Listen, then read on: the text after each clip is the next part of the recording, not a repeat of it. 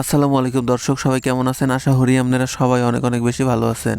দেখতে দেখতে এক বছর শেষ হইয়া আবারও রমজান মাস হাজির হইয়া গেছে। যেহেতু আর কয়েকদিন পরেই রমজান মাস, আর এই রমজান মাসের ইফতারিতে যে খাবার ছাড়া মগে ইফতারি মোড়ে জমেই না। আজগুর ভিডিওতে আপনাকে হেই রেসিপিটা খুব সহজেই করিয়া দেখামু। আজগুর ভিডিওতে আপনাকে এককালে মুসমুসে বেগুনি বানাইয়া দেখামু। সেই জন্য প্রথমে 2 কাপ বেসন ভালো মতো চাইলা নিমু। বেসনগুলো এবিল হইতে চাইলা নিলে এই মিক্সারটা বানাই নেওয়ার পর খুব বেশি স্মুথ হয়, তাই অবশ্যই চেষ্টা করবেন বেসনটারে ভালো মতো চাইলা নেওয়ার। 2 কাপ বেসনের মধ্যে এখন দিয়া দিতে আসছি 3 চামচ চাউলের গুঁড়া। বেসনের লগে চাউলের গুঁড়া মিশাইলে এই বেগুনিটা অনেক বেশি মুসমুসে হইবে। চাউলের গুঁড়াগুলা ভালো মতো মিশাই নেওয়ার পর এখন এর মধ্যে দিয়ে দেবো স্বাদ মতো লবণ। এরপর 1 চামচ হলুদের গুঁড়া দিয়া এই মিশ্রণটারে আবারও একটু ভালো মতো লাইটে সাইডে মিশাইয়া নিমু। এখন এই বেগুনিগুলো ভাজার পর যাতে ফুললে এককালে কোলবালিশের মতো হয়, সেই জন্য এর মধ্যে দিয়ে দিতে আসি সামান্য বেকিং সোডা। বেগুনির কালারটারে সুন্দর বানানোর জন্য এর মধ্যে দিয়ে দিতে আসি সামান্য জর্দার রং। আপনারা চাইলে কিন্তু এই রংটারে স্কিপ করে যাইতে পারেন। যাই হোক, এখন লাইটের সাইডে সবকিছু মিশাইয়া নেওয়ার পর এর মধ্যে দিয়ে দেবো 1 চা চামচ আদা বাটা। এরপর দিয়ে দিতে আসছি 1 চা চামচ জিরা আর ধনিয়া বাটা। আপনারা চাইলে এই জিরা ধনিয়া বাটা না দিয়ে গুঁড়াও দিতে পারেন। 2 চা চামচ দিয়ে দিছি হুগনা মরিচ বাটা। এরপর 1 চা চামচ দিয়ে দিছি গরম মশলার গুঁড়া। এখন অল্প অল্প পানি দিয়ে এই মিশ্রণটারে ভালো মতো ঘুইডা স্মুথ একটা ব্যাটার বানাইয়া নেবো। বেগুনির এই মিশ্রণটা কিন্তু অনেক সময় ধৈর্য ফেটা লাগবে, আর একবারে কিন্তু বেশি পানি দেওয়া যাইবে না। অল্প অল্প হইলে পানি মিশাই এককালে কায়দা মতো গড়তে হইবে। ঘুইডা এই মিশ্রণটা যত বেশি স্মুথ বানাইনা যাইবে, এই বেগুনিটা তত বেশি মুসমুসে হইবে। প্রায় 10 মিনিট বইয়া কায়দা মতো গোড়ার পর এই যে দেখেন বেগুনির মিশ্রণটা এককালে লাডা লাডা হইয়া গেছে।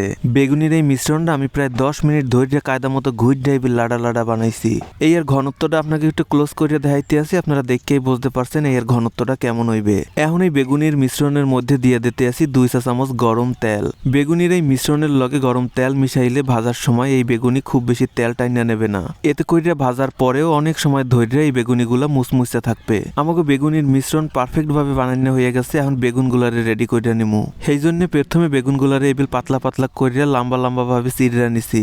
বেগুনগুলারে কিন্তু একদম পাতলাও বানাই নাই, আবার খুব বেশি মোটা করিয়াও কাটি নাই। এখন এই বেগুনগুলার গায়ে একটু লবণ আর হুগনা মরিচ বাটা ভালো মতো মাহাইয়া দিতে আসি। এতে করিয়া বেগুনগুলাও খাইতে বেমালা টেস্টি লাগবে। নর্মাল বেগুনিতে দেখা যায় ভিতরের বেগুনটা খাইতে কিন্তু একদম পাইনসা পাইনসা লাগে, তাই বেগুনিগুলা ভাজার আগে এই বেগুনের গায়ে লবণ আর হুগনা মরিচ বাটা লাগাইয়া নিলে বেগুনগুলা খাইতে বেমালা টেস্টি হয়। আর এই লবণ আর হুগনা মরিচ বাটা কিন্তু বেগুনের গায়ে একদম ভাজার আগে আগেই মাহাইতে হইবে। খুব বেশি আগে বেগুনের গায়ে লবণ মাহাইলে কিন্তু বেগুন দিয়ে পানি ছাইড়িয়া দেবে। এখন লবণ আর হুগনা মরিচ বাটা মাহাই না এই বেগুনগুলারে বেসনের ব্যাটারের মধ্যে এককালে টুপুস করে চুবনি দিয়ে নিতে হইবে।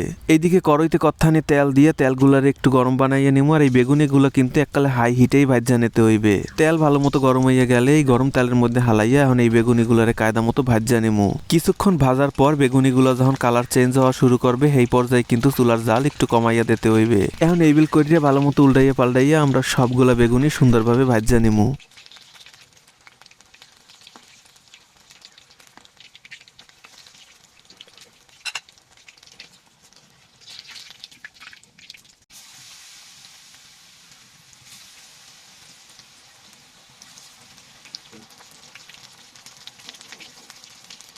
তো এই যে দেখেন এক এক করে আমাকে সবগুলা বেগুনি ভালো মতো ভাজা কমপ্লিট হয়ে গেছে। বেগুনিগুলো অনেক বেশি মুসমুসে হয়েছে, আর এই বেগুনিগুলার কালার দেখেন এককালে দোকানের মতো ওয়াও লাগতে আছে। ভিডিওটা শেষ পর্যন্ত দেখার জন্য আপনাকে সবাইরে বেমালা ধন্যবাদ। ভিডিওটা ভালো লাগে থাকলে শেয়ার করে রাখেন, আর সবাই অনেক বেশি ভালো থাকেন। আল্লাহ হাফেজ।